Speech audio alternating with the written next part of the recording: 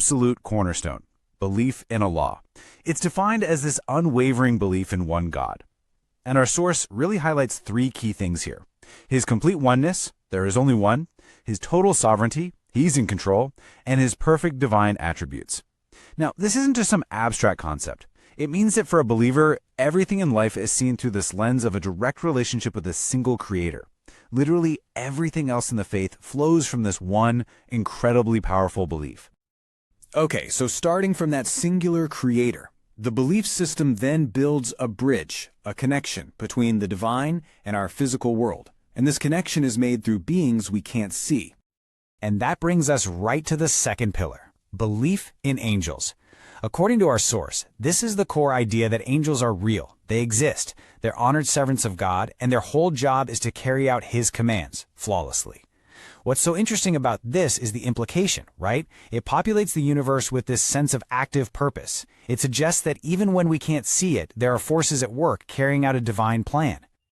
All right, so we've got the Creator and His unseen servants. So the next logical question is, how does God's will actually get communicated to us, to humanity?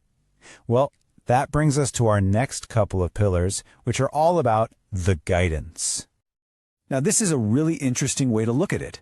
There's a key distinction being made here. On one side, you have the message. That's the belief in the pure, divine Word of God, the holy books themselves. But on the other side, you have the messenger. That's the belief in the trusted human beings who were chosen to deliver that message and, just as importantly, to live it as an example for everyone else. It's kind of like the what versus the how. And speaking of prophets, our source material makes a really important point.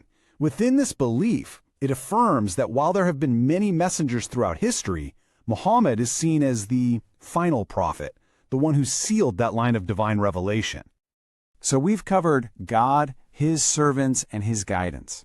Now our last two pillars give us the overarching framework for human life itself. They give it a sense of purpose by focusing on accountability and destiny. The fifth pillar really gets into one of the biggest questions we all ask, right? What happens after this life is over? What's the ultimate point of all our actions? And the answer to that question is the belief in the Day of Judgment. Our source breaks it down into this clear three-step process. Step 1, the resurrection of every single person who has ever lived. Step 2, a reckoning, where all of your deeds, good and bad, are weighed. And finally, Step 3, a final reward or punishment. You can see how this belief would create a really profound sense of accountability, suggesting that every choice you make, no matter how small, has an ultimate consequence.